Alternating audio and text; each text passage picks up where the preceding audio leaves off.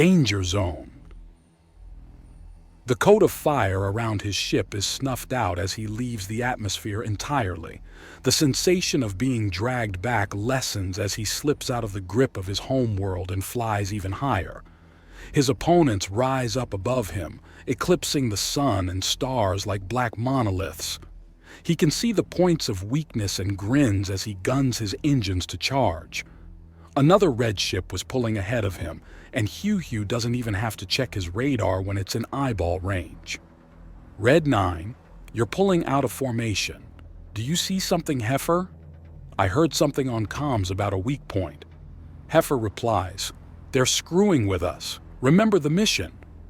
HFY sends out, and Heifer thankfully moves his fighter back into position. Just in time, too, as they pass, something. It would have slammed right into Heifer and was all but invisible to the sensors. The hell were those? Heifer demands, the usually slow and calm guy freaked out by his close brush with whatever the hell that was. Pilots, be advised we have static. Make sure that you static. Ground control reaches out from their comms and they groan. It begins. Red 7, Chonky, groans in irritation. Come on, we don't get better by bitching and moaning. Red 1, Triple D calls out as his ship begins to pull ahead. Follow my lead. 2-1, he's downed in the next 5 minutes. Red 3, Velocity remarks ironically. It's not a race to crash, you speed freak. HFY reminds him, and there's some chuckling. Cut the excess chatter. Remember what we're doing today. Ground control reminds them. How could they forget? Actually, scrub that. Heifer had already fallen for it, so maybe they might have already forgotten. All right, today we're doing a live target and ammunition test. We're pushing things to their limit and introducing you boys into the confusing din of the battlefield. Admiral Jezzy Sidewinder is a Greater Plains Nagasha and a no-nonsense kind of woman, but you needed that when you were the head of an entire division of fighter pilots. She made a point of ensuring that every bit of tech was in tip-top shape the planet over and had an understanding of where all her pilots were at all times, just in case. The woman was paranoid, prepared, and very good at keeping all the plates spinning at once. Do you two have something you want to say to me? Admiral Sidewinder demands, and both men straighten up. This is a live fire exercise we're going into, not a play date. If I catch any of you idiots messing around, I will ground your wings so fast you'll swear you've limped away from a crash. Yes, Momom. HFY nearly calls her by the nickname, and from the narrowed eyes she caught it. Oh, did she catch it? But instead of tearing off an entire layer of scales, she takes a breath and continues. Now, we will be using the larger ships in the fleet as your opposition. Your duty is to attack specific targets on the ships. These will represent weak points on actual enemy vessels that you're to aim for. In particular, we will be simulating using smaller ships to cripple the shields, weapons, and engines of large ones to open them up for bombardment by our higher caliber weapons. However, there will be a lot of interference in our communication today to signify a jamming signal that's out to confuse us. You will watch your fire. I will be bringing in anyone that so much as scratches the paint of a fellow pilot in for a disciplinary hearing, and I may even drag you to Lady Lilpaw to answer to her in person. How is that a threat? She's an old friend of Madame Horny, and she's softer than her fur and twice as gentle. HFY asks out loud and gets a slow look from Admiral Sidewinder. You may have kicked off that old Carib's maternal instincts, but Duchess Lilpaw is not to be trifled with.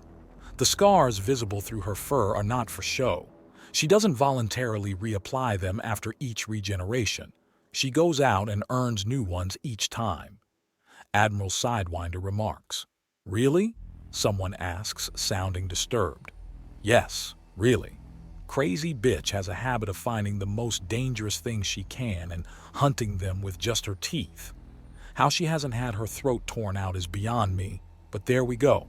We're off course, someone from Green Squadron shouts, and Snekmomi nods. Right. We may be going live fire, but this is a test of control and precision. Each squadron has its own targets and its own mission. You will be briefed individually, and you are not to get in each other's way. Hey boys, looks like some of our targets are awfully close to yellow squadrons. Double check your fire before pulling the trigger. That's double for you, Red 6. Triple D states, and there's a bark of protest from Double Tap. I'm not that bad. Check your shots anyways. We haven't hit a target yet, and if one pops and lets the shot through it, could hit another team's mark. We're not out here to look like idiots. Hugh adds in himself. Yay, Red 5, keep your scales on Hugh 2. Double Tap mocks and Hugh just snorts. Red 10, the target's yours, Triple D says. No funny stuff, giggles. Double Tap teases, and there's a slight grunt of acknowledgement from the man. The entire flight watches as Red 10 takes a shot into the deep distance. The target is beyond physical sight range, but the burn laser eats through it in moments and then cuts off with perfect timing. Kill confirmed. Target down. Giggles replies stoically. Good. We're going to the next one. Pilots, there's static. You need to static and static. Be on the lookout. Sneck Momi's having too much fun with the static roleplay. Hugh notes, and there's a round of snorts through the comms. I heard that, Admiral Sidewinder barks into the comm line. Uh-oh, Hugh, 2's gonna get it. Ah, screw you, Velocity. Go crash another ship. There will be no crashing, Ground Control barks. But that's half the fun. Red 3, Velocity, answers. Hugh can hear the massive grin on the man's face, which, to be fair, has reason to be there. Stay on target, Triple D states. How about you don't quote the asshole that got people killed in the movie, then failed to make it mean anything? Red 9, Bird Brain, calls out. Come on, people. This may be a training exercise, but that doesn't mean you get to act like a bunch of slack-jawed idiots. Increase speed to half again combat impulse and follow me, Triple D says, trying to keep things focused. Hugh then picks up something odd in his sensors and taps them a bit to recalibrate things. Hey, is anyone else picking that up? He asks as the readings come back even weirder. Turn it off, Hugh 2, don't get distracted, Triple D says, and Hugh's eye ridge goes up as he considers and then begins the shutdown sequence. Whatever it is, though, causes the entire array to spark, and he flinches back before the entire fighter shudders before jerking. The controls go dark and lock into place to stop him from actually doing anything as he suddenly spins out of control. There's a sudden stop, and despite only having his Mark 1 eyeballs to see the outside world through the transparent alloys of the cockpit, he can tell he's been caught in a tractor beam and is being brought into the larger ship. Bad luck, Red 5. You ran into a disabling virus. You're out. Oh, damn it. He groans. Since when the hell was electronic warfare on the table? He hadn't been told anything about viral attacks. Sorry, buddy. As warfare gets more technical, there's more and more to look out for. The jamming prevented you from being warned about the danger, and now you're done. A male voice says over the comms, and Hugh sighs as he just slouches back in his pilot's chair and waits to be fully brought in. Just bad luck. He'll get some hell for this, but not much. It takes about 5 minutes to slowly drag him in and land him safe. The ship is not a carrier in any way, so it doesn't have the gear to rapidly grab and shift around fighters. How you doing, Shorty? Franklin asks as Hugh hits the ground. Pissed off, I was doing well when I got caught by a trap. That's the unfortunate truth about a fight. Fair ones just don't exist. Come on, I'll show you to the break room. Why are you even here? You're not part of this exercise. Me and the rest of the boys are trying to make sure we're on the up and up when it comes to the planetary defenses. I teleport around to give everything a once over every day. This is just good timing. Oh, so what can you actually tell me about the ships? Well, we ripped out most of their axiom rides, so they're stuck in system. That said, we've covered them in flak cannons, burn and pulse laser banks, and several series of plasma guns, although less than the lasers. We want them running scared constantly, but we got you guys for actually downing things. Doesn't sound too smart. HFY protests. Sure, a laser can get through a ship, but it needs to be a category larger to actually do it at a practical speed in the fight. They're mostly used to eat and break shields so the plasma or a rail cannon can do the real damage. Those are mostly to buy time. Remember, these things have bombardment arrays. We slow down an enemy ship enough to get hit by one of those things, and plasma's just a firework by comparison.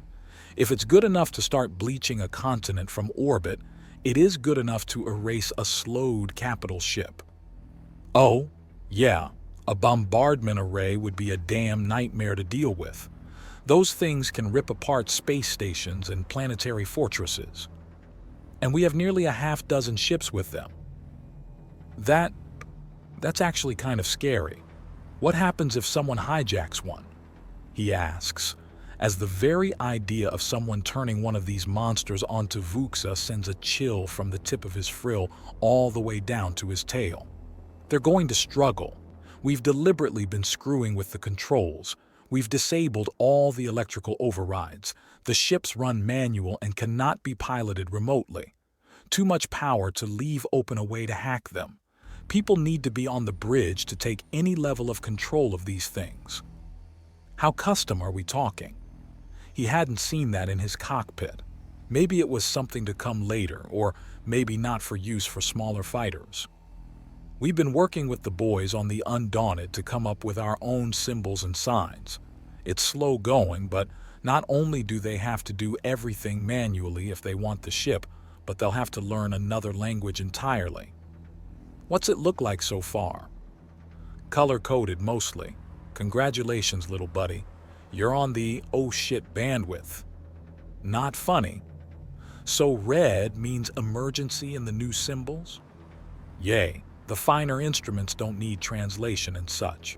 But the direct controls have color-coded symbols that, when you understand the system, are completely obvious but utter gibberish if you don't, Franklin explains before gesturing for HFY to come close as he kneels down. What's the secret? There is no secret. We're making up a bullshit language and symbol system. What we're actually doing is memorizing the layout of the controls and covering them in sheer nonsense. The trick to the symbol system is to ignore the symbol system and fucking go already, he says, and HFY can't help but laugh. That's awful. You have a strange way of pronouncing awesome. I guess I do, HFY concedes before Franklin leads him into a break room. HFY then promptly finds the cans of his 3 favorite drinks, a giant mixing bowl, and pours all the sugary treats into the same mix. He then withdraws a tiny flask from inside his jacket and pours in a few drops.